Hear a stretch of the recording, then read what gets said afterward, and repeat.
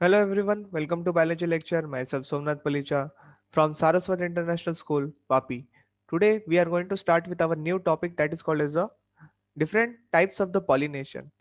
हमारा जो चैप्टर चल रहा है वो है sexual reproduction in flowering plants unit 1 class 12। ठीक है, इसके ऑलरेडी हम लोग काफी सारे लेक्चर वीडियो बना चुके हैं। अभी हम लोग बढ़ रहे हैं नेक्स्ट लेक्चर वीडियो की तरफ, जहाँ पे हम लोग बात करेंगे टाइप्स ऑफ पॉलिनेशन को लेकर। ठीक है, तो जैसे कि आपके स्क्रीन पे जैसे कि टॉपिक चल रहा है वो है हाइड्रोफिली बाय वाटर। नाम से ही पता चल गया होगा। ठीक है, सो देखो, water pollination is common in water plants. Okay, water plants, ये आपको ध्यान में रखना है। ठीक है, एग्जाम्पल क्या क्या है यहाँ पे जो इंपॉर्टेंट है, vallisneria, ceratophyllum and several marine sea grasses such as zostera and hydrilla.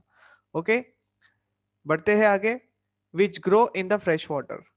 ठीक है, तो ये आपको कंपलसरी ध्यान रखना है। मरीन सी ग्रासेस के बात हो गई, और जॉस्टर एंड हाइड्रिला जो कि है फ्रेश वाटर हैबिटेट का बिलोंग करते हैं। It's rare in flowering plants. Okay, normally आप लोगों को पता है कि इंसेक्ट पॉलिनेशन, विंड पॉलिनेशन, ये सारे पॉलिनेशन के थ्रू सारी चीजें मूव ऑन करती है, लेकिन ये जो वाटर पॉलिनेशन है वो बहुत रेयर है, क्योंकि ऑलरेडी जो भी एक्वेटिक रिलेटेड प्लांट्स होते हैं उनमें ही ये बात होती है, बाकी किसी में ये बात सिनेरियो देखी नहीं जाती, इसलिए इसको रेयर बोला गया है। Okay, seen mostly in case of the monocotyledonae. Okay, तो आप लोगों को पता ही होगा मोनोकॉटिलीडन ग्रास फैमिली, उनके लिए ये खास करके देखा जाता है। Okay, note, pollen is usually without an exine. Pollen grain जो होते हैं उनके पास इतना खास एग्जाइन भी डेवलप नहीं होता। ओके, नोट, दूसरा point, water hyacinth and water lily, the flower emerges above the level of the water and are pollinated by insect or wind। तो दो एग्जांपल मैंने रखे हैं वाटर हाइसिंथ के एंड वाटर लिली के प्लांट्स। ओके, इनका जो सिनेरियो है कि फ्लावर जो है वाटर के सरफेस लेवल पे आ जाता है, जो कि इंसेक्ट और विंड पॉलिनेशन के थ्रू पॉसिबल है पॉलिनेशन होना। ठीक है, अदर एग्जांपल जैसे कि आप लोग देख रहे हो, पोटामोगटॉन या फिर nymphaea, alisma, typha, these are the examples given to you. Okay, potamogeton, nymphaea, alisma and the typha. Okay, which can show the wind pollination or the insect pollination. Okay, तो सबसे पहले हाइड्रोफिली जो टॉपिक है हमारे NCERT का topic है। Okay, बिल्कुल भी इग्नोर मार के नहीं चलेगा, बहुत ज्यादा इंपॉर्टेंट है, यहाँ से क्वेश्चंस बनते हैं। Okay, hydrophily, flower occurs below water level. देखो फ्लावर कहाँ है, पानी के अंदर है। ठीक है, बिलो वाटर लेवल। एग्जाम्पल क्या आ रहा है, सिराटेरोफाइलम, नाजास एंड जॉस्टेरा। ओके, एटलीस्ट सिराटेरोफाइलम एंड जॉस्टेरा तो आपको कंपलसरी बनता है, ध्यान रखना। ओके, नाजास को आप लोग नहीं भी याद रखोगे कोई बात नहीं, लेकिन सिराटेरोफाइलम एंड जॉस्टेरा एग्जाम्पल जो है ये आपको कंपलसरी ध्यान में रखना है। ठीक है, एपी हाइड्रोफिली, एपी का मतलब देखो flower occurs on the water surface. Example vallisneria, eel grass जिसको कॉमनली कहा जाता है, and elodea. Okay, elodea, this is the second example. So let's talk about here epihydrogamy, जहां पे एग्जाम्पल अभी हम लोगों ने देखा वेलेस्नेरिया। तो सबसे पहला क्वेश्चन ये रहा आपके स्क्रीन पे। ओके, जहां से क्वेश्चन पूछे जाते हैं, तो vallisneria whether it is a monoecious, whether it is a dioecious plant, ऐसे क्वेश्चन आ गया तो तुम्हारा आंसर होना चाहिए it is a dioecious plant, that is flowers are over here is unisexual. Okay, that means ये दो होंगे, एक मेल फ्लावरिंग होगा और एक फीमेल फ्लावरिंग प्लांट सेपरेट होगा। ठीक है, ऐसे आप लोग ध्यान में रखोगे। तो देखो इसकी खासियत क्या है, मेल फ्लावर जो है वो डिटैच हो जाता है मदर प्लांट से और रीच कर देता है सरफेस के ऊपर। ओके, इसके पास तीन टेपल्स होते हैं, जो कि बहुत इंपॉर्टेंट कैरेक्टरिस्टिक फीचर है, आपको ध्यान में रखना है। ओके, मोनोकॉट्स में ही टेपल्स होते हैं, Vallisneria it's a monocot. Okay, इसको इल ग्रास कहा जाता है, ये आपको ध्यान में रखना है। तो मेल फ्लावर्स का क्या सिनेरियो है कि वो पेरेंटल पार्ट से डिटैच होकर सीधा वाटर सरफेस पे चले जाते हैं। ठीक है, now see what we talk about now with respect to the female flowers। देखो pedicel of the female flower are long and coiled, due to uncoiling they also reach to the earth surface, water surface। तो यहाँ पे मैं कहने का मतलब ये है, देखो एक्चुअली जो पेडिसल होता है वो काफी बड़ा होता है, लेकिन वो सिंस कॉइल होने के कारण वो छोटा दिखता है। ठीक है, लेकिन अगर उसने मान लो खुद को अनकॉइल कर लिया तो ये सीधा ही हो जाएगा, और जब वो खुद को अनकॉइल करते हैं वो सीधा पानी के सरफेस पे आ जाएंगे। किधर आ जाएंगे, तो वाटर सरफेस पे आ जाएंगे। ठीक है, इतनी बात समझ में आ गई। फीमेल और मेल फ्लावर के रेस्पेक्ट में, मेल फ्लावर है पेरेंटल पार्ट से डिटैच हो जाते हैं, फीमेल फ्लावर का जो पेडिसेल होता है वो कॉइल्ड होता है, बड़ा होता है, लेकिन वो जब अनकॉइलिंग कर लेते हैं तभी वो सीधा सरफेस के ऊपर चले जाते हैं। अब देखो pollen grain already water surface के ऊपर है।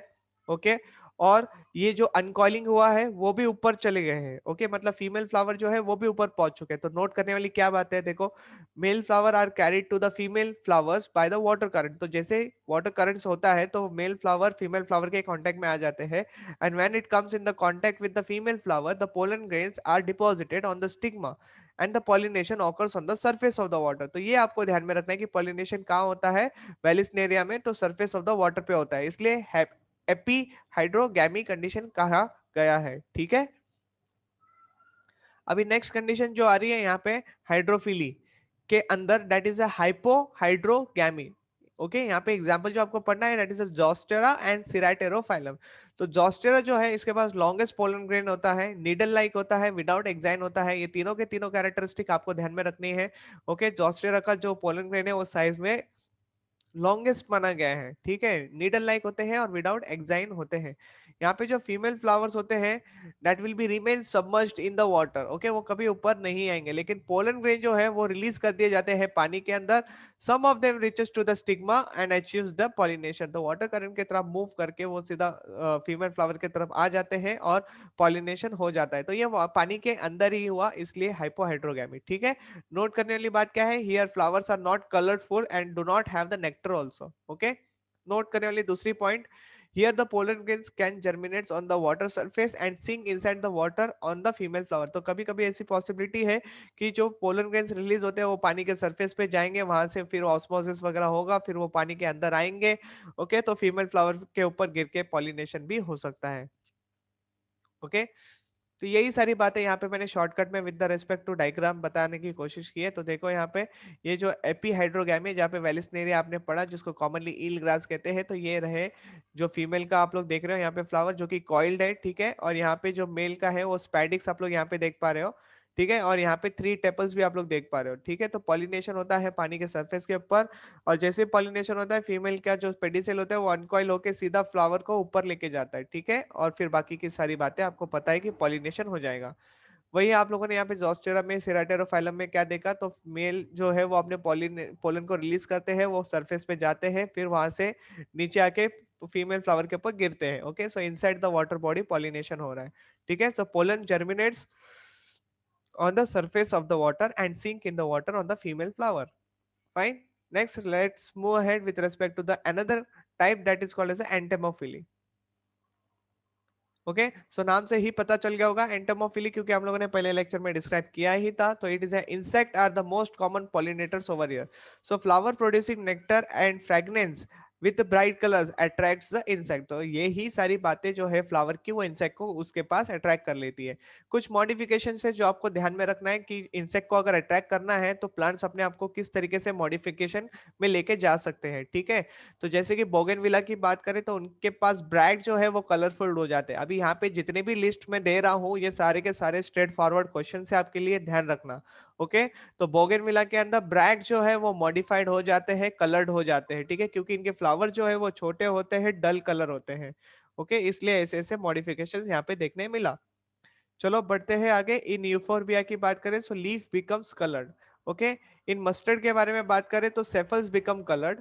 जैस्मिन एंड रेफ्लेशिया फ्लावर के बारे में बात करें तो लार्जेस्ट फ्लावर होते हैं with the bad smell. Okay, next, there are the flowers which are small present in clusters, जैसे कि सनफ्लावर जहाँ पे कैपेट्यूलम इन्फ्लोरेसेंस के नाम से हम लोग उसको पहचानते हैं। Okay, that is the ray floret and disc floret. Okay, ray floret and disc floret आपको ध्यान में रखना है। नेक्स्ट जो कैटेगरी है that is the pollen grains, जो कि एडिबल होते हैं, जो कि अपने आप, देखो पापावेर एंड रोसा ऐसे जो प्लांट्स होते हैं जिनके पोलन ग्रेन जो एडिबल होते हैं, तो इंसेक्ट खास करके उनके पास जाने की कोशिश करेंगे। ओके, नेक्स्ट जो सिनेरियो आ रहा है स्क्रीन पे that is a nectar gland. तो फ्लावर के ऊपर कुछ ऐसे मॉडिफिकेशंस देखने मिलते हैं, जैसे कि एग्जांपल दे रहा हूँ एंटी राइनम, इनके ऊपर है ना नेक्टर्स गाइड्स प्रेजेंट होते हैं जो हम लोग नॉर्मली नहीं देख पाते, लेकिन ultra under microscope electron microscope के अंदर हमको पॉसिबल होता है ये सारी बातें देखना। ठीक है, जो कि इंसेक्ट को बताता है कि yes here there is a nectar is present, so that particular insect will move in that particular area, वहां पे नेक्टर लेने के समय में वो पॉलिनेशन पॉसिबल है। ठीक है, now next topic is that pseudo copulation. ये क्या होता है, आप लोगों ने पढ़ा है ऑर्किड ऑफ फ्रीज जो कहते हैं म्यूचुअलिज्म जैसा कंडीशन जो होता है। ओके, तो see petals are responsible resembling like a female moth, है ना। तो मेल मॉथ क्या हो जाता है, इसको फीमेल मॉथ समझ के इसके पास आ जाता है और इसके थ्रू ही कॉपुलेशन के थ्रू ही मतलब एक्चुअली पॉलिनेशन हो जाता है। तो सूडो कॉपुलेशन नाम दिया, सूडो यानी false copulation, okay. Because the female flower appears like a female moth, okay, the sorry not petals of the flower is actually appears like a female moth, because of that male moths get attracted towards this flower, okay, और pollination हो जाता है। Next, कुछ ऐसे अभी अलग तरीके से पॉलिनेशन को भी आप लोगों को पढ़ने मिलेगा, बड़ा इंटरेस्टिंग है ये पार्ट, को समझो इसको, इसके ऊपर भी क्वेश्चंस आते हैं। जैसे कि देखो यूका फ्लावर्स कहते हैं, कि क्या कहते हैं, यूका फ्लावर्स। यहाँ पे पॉलिनेशन जो है ना वो यूका मॉथ के थ्रू होता है। तो उसका पूरा नाम जो है, साइंटिफिक नाम, वो है प्रोनुबा यूकासेला। क्या नाम है उस पर्टिकुलर इंसेक्ट का, प्रोनुबा यूकैसेला। ये क्या करते हैं, ओवरी जो होती है ना उसके अंदर ऐसे होल कर देते हैं, ठीक है, ओवरी के अंदर होल करते हैं और उसके अंदर जो है ना वो लोग एग डिपॉजिट कर देते हैं। और एक बार एग डिपॉजिट कर लिया ना वो लोग ने, तो वो क्या करते हैं, सेम प्लांट का पोलन ग्रेन यूज करते हैं इनके एंट्री को ब्लॉक करने के लिए। मतलब जो ट्यूब वो लोग ने जो कैनल सिस्टम बनाया है उसको ब्लॉक करने के लिए they use the pollen of the same plant. तो वो क्या हो जाता है, pollen grain in short finally क्या हो जाता है, ओव्यूल के कांटेक्ट में आने से क्या हो जाएगा, पॉलिनेशन हो जाएगा, ओके। बाकी की सारी बातें तो आपको पता ही है। सो हियर लार्वा जो होते हैं, वो लार्वा जो डेवलप्ड होते हैं, कभी कभी क्या करते हैं, वही लार्वा इसी पोलन को खाते भी है एज अ फूड, ओके। तो उनका दो काम हो रहा है, एक तो पॉलिनेशन भी हो रहा है, दूसरी बात तो लार्वा जो डेवलप्ड हो रहा है वहां पे उनको फूड भी मिल रहा है, okay. So see return over here, pollen grain of the yucca flower used for the sealing the gap. Fine, easy था, बड़ा इंटरेस्टिंग भी है। पढ़ते हैं नेक्स्ट वाले टॉपिक के पास, जहां पे आप लोग देख रहे हो यहाँ पे फाइकस कैरी का नाम आ चुका है, जिसको कॉमनली फिग कहते हैं, राइट। सो नाउ सी, इसको कहा जाता है हाइपनथोडियम इन्फ्लोरेसेंस, जो आप लोगों को मैंने मॉर्फोलॉजी ऑफ फ्लावरिंग प्लांट में इन्फ्लोरेसेंस के बारे में बताते समय बताया था, ठीक है। तो ये आप लोग यहाँ पे थैलेमस देख रहे हो, जो कि पूरा सा कप लाइक स्ट्रक्चर दिख रहा है, ओके। और इसके अंदर आप लोग देख रहे हो काफी सारे यहाँ पे एजेस पे मेल फ्लावर्स है, okay, these are male flowers. और अंदर के तरफ जितने भी फ्लावर्स है वो फीमेल फ्लावर्स हैं। लेकिन जो मैंने पिंक कलर में दिखाने की कोशिश की है पिस्टिल को, ओवर स्टाइल स्टिग्मा, वो एक्चुअली पिंक कलर का एक फ्लावर मैंने बाहर लिया है। तो देखो वो कुछ इस तरीके से दिखते हैं। तो ये ओवरी, ये लैटरल स्टाइल और यहाँ पे स्टिग्मा, ओके। ये लैटरल स्टाइल इसलिए हो जाते हैं क्योंकि जो गॉल फ्लावर होता है ना, वो क्या करता है, देखो गॉल, ये जो ब्लास्टोफेगा होता है वो अपने एग्स जो है ना यहाँ पे डिपॉजिट कर देते हैं। इसके वजह से ये जो स्टाइल है ना ये लैटरल दिखने लगती है, ठीक है। तो ये जो होते हैं गॉल फ्लावर, ये फीमेल फ्लावर्स ही माने जाएंगे, सिंपल सी बात है। लेकिन ये जो गॉल फ्लावर है ये स्टेराइल होते हैं। क्या होते हैं ये, स्टेराइल होते हैं। और उनके बाजू में ही फर्टाइल फीमेल फ्लावर आप लोगों को देखने मिलेंगे, ओके। तो जब इंसेक्ट अंदर बाहर करता है एग देने के लिए, तभी पॉलिनेशन हो जाता है और फर्टाइल फ्लावर के थ्रू वो बाकी का डेवलपमेंट प्रोसीजर आगे बढ़ती है, ठीक है। सो ये आपको सिनेरियो यहाँ पे देखने मिला। So pollination is by the wasps, जिसको ब्लास्टोफेगा कहा जाता है। एक और बड़ा इंटरेस्टिंग सा कैरेक्टर है, जैसे कि देखो साल्विया प्लांट होता है, उसका साल्विया जो फ्लावर होता है, ये बाइलोब्ड करोला आप लोग देख पा रहे हो यहाँ पे, ठीक है। अपर लोब जो होता है वो काफी बड़ा होता है, मतलब एंथर की बात नहीं कर रहा हूं मैं, पेटल्स की बात कर रहा हूँ। देखो अपर लोब है पेटल का, वो काफी बड़ा है, और नीचे छोटा लोब है, ठीक है। ये तो क्लियर हो गया आप लोगों को स्क्रीन पे। लेकिन यहाँ पे सबसे इंटरेस्टिंग बात क्या है पता है, इसका जो एंथर होता है ना, एंथर में आप लोगों ने पढ़ा है, देखो ये एंथर होता है इस तरीके से, ठीक है। एंथर के बीच में कनेक्टिव टिश्यू होता है जो कि दोनों लोब्स को एक साथ फिलामेंट को अटैच रखता है, और ये लोब्स इस तरीके से दिखते हैं। लेकिन ये साल्विया जो प्लांट होता है उसमें क्या होता है, कनेक्टिव टिश्यू एनलार्ज होने लगते हैं। तो जैसे ही एनलार्ज हो गया, ये बाइलोब स्ट्रक्चर स्प्लिट हो जाते हैं, मतलब एक लोब ऊपर चले जाएगा, एक लोब नीचे आ जाएगा, और बीच में कनेक्टिव टिश्यू दिखेगा आप लोगों को। समझ में आ रही है बात, जैसे आई शेप फिगर कैसे दिखता है उस तरीके से। तो जो ऊपर वाला एंथर लोब जो रहता है ना वो फर्टाइल होता है, और नीचे वाला एंथर लोब जो होता है वो स्टेराइल होता है। तो जब इंसेक्ट को नेक्टर लेने आना होता है तो वो क्या करती है, सबसे पहले यहाँ पे आके लैंड करेगी, किसके ऊपर, ये जो नीचे लोअर एंथर लोब है ना उसके ऊपर आके बैठ जाएगी। तो that lower anther lobe actually act like a platform you can say. तो वो जो इंसेक्ट का फ्लाइट है वो वहां पे आके लैंड कर जाता है। तो इंसेक्ट के बार बार नेक्टर लेने के वजह से वहां से जो अपर एंथर लोब है ना वो इंसेक्ट के बॉडी पे टैप करने लगता है। I hope you are understanding this concept very clearly. Insect के बॉडी पर टैप करने लगता है, जिसके थ्रू पॉलिनेशन हो जाता है। समझ में आई बात। तो ये इस तरीके से इंटरेस्टिंग कैरेक्टरिस्टिक आपको साल्विया प्लांट में देखने मिलता है, that is the labiatae family, okay. इसी को कहा जाता है lever mechanisms also, okay. Next बढ़ते हैं आगे ऑर्निथोफिली के पास। Okay, so this is by the bird pollination. By hmm? So by birds pollination. क्या हो रहा है यहाँ पे देखो, there are only a few birds pollinated flowers like humming bird is there and honey thrushes feed on the nectar of the flowers. Example bignonia दे के रखा है, ठीक है।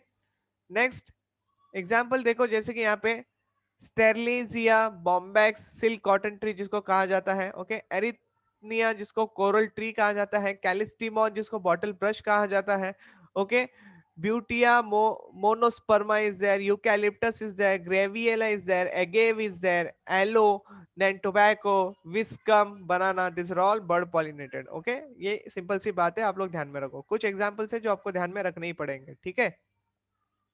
नेक्स्ट चिरप टेरोफिली के बारे में बात करते हैं। यहाँ पे पॉलिनेशन जो है बाय बैट्स होता है, ओके। तो ये बैट्स जो है वो रात में निकलते हैं बाहर, तो नाइट ब्लूइंग फ्लावर्स भी होने चाहिए, ठीक है, साइज में बड़े होते हैं, क्योंकि वो बैट्स का जो है वजन वगैरह वो आराम से सहन कर सके, ठीक है। एग्जाम्पल है प्लांट का केगेला पिन्नाटा, ओके, वेरी इंपॉर्टेंट, जिसको सॉसेज ट्री भी कहा जाता है, वेरी वेरी इंपॉर्टेंट, ओके। ये जब फ्रूट्स होते हैं ना, इनके अंदर एक पर्टिकुलर रॉटन स्मेल फ्रूट होता है, जिसकी स्मेल इतनी कुछ खास नहीं होती, ओके। लेकिन इसके जो पोलन होते हैं वो एडिबल होते हैं, इसलिए बैट्स उनकी तरफ अट्रैक्ट हो जाते हैं। अदर एग्जाम्पल जो है वो है एंथोसेफेलस कदम्बा, ओके, जिसको कदम भी कहते हैं। दूसरा एग्जाम्पल है बहुनिया। नेक्स्ट है एडनसोनिया जिसको बैबॉब ट्री भी कहा जाता है, और नेक्स्ट है Musa. Okay, so very very important, खास करके जो केगेला पिनाटा जो है सॉचस ट्री, ये सबसे ज्यादा इंपॉर्टेंट क्वेश्चन है, okay, very important example. Okay, चलो बढ़ते हैं आगे मैलाकोफिली की तरफ। नाम से ही पता चल गया होगा, स्नेल्स एंड स्लग्स के थ्रू ये जो है पॉलिनेशन पॉसिबल है। जैसे कि एग्जांपल्स यहाँ पे क्रिसेंथमम, लेमना, ऑरम, उसके बाद लिलीज, एरिसेमिया, उसके बाद evolvulus. Okay, so these are the examples given to you. Okay, next वाली जो कैटेगरी आ रही है वो है मेरमैकोफिली, जहाँ पे pollination by ants are possible. Example होता है mango, litchi, acacia, sphaerocephala. Okay, so these are the examples given to you for the mermacophily. Next है category that is a ophiophily. Pollination is done by the snakes. Okay, किसके through होता है? Through snakes के through होता है। जैसे कि example Santalum, Micaelia, these are the best examples. Next zoophily, नाम से ही पता चल गया होगा, एनिमल्स के थ्रू होता है, so it is due to colour. Animal उसके पास अट्रैक्ट होने के पीछे या तो वो कलर रिस्पॉन्सिबल होगा, या तो खुशबू दैट इज सेंट, या तो फिर एडिबल पोलन वगैरह होगा, या फिर एडिबल फ्लावर वगैरह होगा, तो on that basis also can be things possible, okay। now बढ़ते हैं आगे। सो हमारा नया टॉपिक चालू हो रहा है, जिसको कहते हैं pollen pistil interaction and the double fertilisation, ठीक है। The ability of the pistil to recognise the pollen followed by its acceptance और rejection is the result of the continuous dialogue between the pollen grain and the pistil. This dialogue is mediated by a chemical component of the pollen interacting with those of the pistil. मतलब in short क्या है, जब pollen grain stigma के ऊपर आके गिरता है, तो पोलन ग्रेन और स्टिग्मा एक दूसरे को एनालाइज करते हैं, दोनों को पहचानते हैं, और फिर आगे की जो इंटरेक्शन वाली एक्टिविटी है वो बढ़ती है। ओके, मतलब स्टिग्मा कोई शुगरी फ्लूइड वगैरह सिक्रेट करेगा, पोलन ग्रेन उसको एब्जॉर्ब करेगा, एंडोस्मोसिस वगैरह प्रोसेस होगी, ठीक है। फिर क्या है, पोलन ग्रेन जो है वो जर्मिनेट होने लगेगा, and then there is a formation of pollen tubes will be taking place, that is in short pollen pistil interaction, ठीक है। As mention earlier, following compatible pollination, the pollen grain germinates on the stigma to produce the pollen tube through one of the germ pores. Okay, आपको पता है कि exine जो है वो continue layer नहीं होती, उनके बीच बीच में जर्म पोर्स होते हैं, जहां से पोलन ट्यूब जो है वो बाहर आती है, ठीक है। हम लोगों ने पोलन ग्रेन डिस्क्राइब किया ही था, ठीक है। All these events from the pollen deposition on the stigma until the pollen tubes enter into the ovules are together referred as a pollen pistil interaction, ठीक है। Now let's talk about the pollen germination. Once in contact with the stigma, viable compatible pollen grain takes up the water from the cells of the stigma surface, जैसे कि मैंने आप लोगों को पहले ही बता दिया। Okay, following this hydration, the pollen grain germinate forming a pollen tube. If a generative cell has not already divided, it does not. It does within the elongation of the pollen tube, forming the two sperm cells. जैसे कि मैंने आप लोगों को बोला था कि pollen grain जो है वो दो सेल स्टेज पे रिलीज किया जाता है, एक होता है वेजिटेटिव सेल और एक होता है आपका जेनरेटिव सेल। जेनरेटिव सेल अगर डिवाइड नहीं हुआ रहेगा, मतलब पोलन किसके कौन से स्टेज पर रिलीज हुआ है, दो सेल स्टेज पर रिलीज हुआ है, ठीक है। जब पोलन टिप का फॉर्मेशन होता है तभी generative cell undergo mitosis division and it produces the two male gametes. Okay, that is what the meaning of this statement. The germination of the pollen grain with its vegetative nucleus and the two sperm cells is the mature microgametophyte. Okay, mature microgametophyte यानी male gametophyte in short, ठीक है। मतलब दो male nucleus, दो male sperm cells present होना, और मतलब दो मेल गैमेट्स प्रेजेंट होना और एक वेजिटेटिव सेल प्रेजेंट होना, इस तीनों कंडीशंस को मतलब हम लोग कहते हैं मैच्योर माइक्रोगैमेटोफाइट, ओके, जो कि पोलन ट्यूब में आपको देखने मिलेगा। Many monocots and certain group of, देखो यूडिकॉइड्स, ओके, यूडिकॉइड्स या फिर यूडाइकॉइड्स भी कह सकते हो, हैव ओपन और hollow stigma, okay, which are lined by a glandular epidermis on which the pollen tubes grows, okay, मतलब हॉलो स्टिग्मा के कारण पोलन ट्यूब को ग्रो करना काफी इजी हो जाता है, ठीक है। The nucleus of the pollen grain divide two produce the vegetative and the generative cells, okay, and a short cytoplasmic outgrowth called germ tube emerges from the intine in the pollen and continue to grow as a pollen tube. It produces an enzyme that digests the tissue of the stigma and the style. मतलब देखो, stigma और जो style है, इनके जो कुछ tissues होते हैं वो डिसॉल्व किए जाएंगे by the enzymes which are secreted by the pollen tubes, okay, जिसके थ्रू फिर पोलन ट्यूब जो है वो स्टाइल के अंदर से ग्रो होते हुए आगे जाएगा, ठीक है। The growth of the pollen tube is restricted to the extreme tip. The apical tip keep on growing very rapidly and many reaches, you can see 1 centimeter per hour के हिसाब से उसका जो स्पीड है ना, ये मेंशन किया गया है, ठीक है।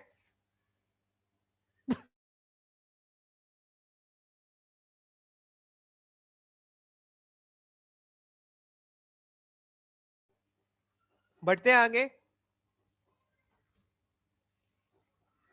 इन some plant such as corn pollen tube, यहाँ पे खास करके रेट जो है वो मेंशन की गई है 1 सेंटीमीटर पर आवर के हिसाब से।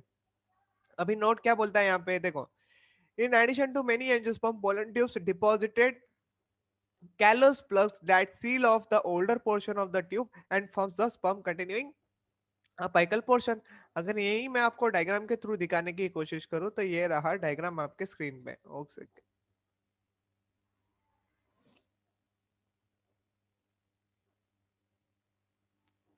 देखो ये डायग्राम को, ठीक है, तो ये पोलन ग्रेन जो जर्मिनेट हो रहा था, तो आप लोग देख पा रहे हो बीच बीच में जो है वो कैलस के प्लग लगते जा रहे हैं, ठीक है, ताकि मेल गैमेटोफाइट जो है वो आगे के डायरेक्शन में ही रहे, और ये बीच बीच में जो है कैलस प्लग्स होते ही जाएंगे, ठीक है।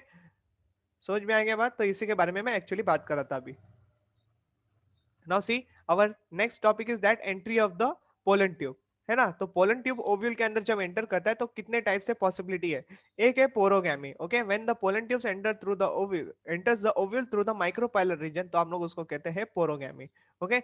चलाजोगैमी नाम से ही पता चल गया होगा आपको कि वो चलाजा रीजन से अंदर जाएगा। मीसोगैमी यानी बीच में से, मतलब ऊपर चलाजोगैमी, नीचे पोरोगैमी, तो बीच वाला जो एरिया है थ्रू इंटरग्यूमेंट है, सिंपल सी बात है, तो इंटरग्यूमेंट के थ्रू जाएगा तो आप लोग क्या बोलोगे, मीजोगैमी, या तो फिर फ्यूनिकल से जाएगा देन ऑल्सो मीजोगैमी, ठीक है। तो ये आप लोगों को ध्यान में रखना है यहाँ पे।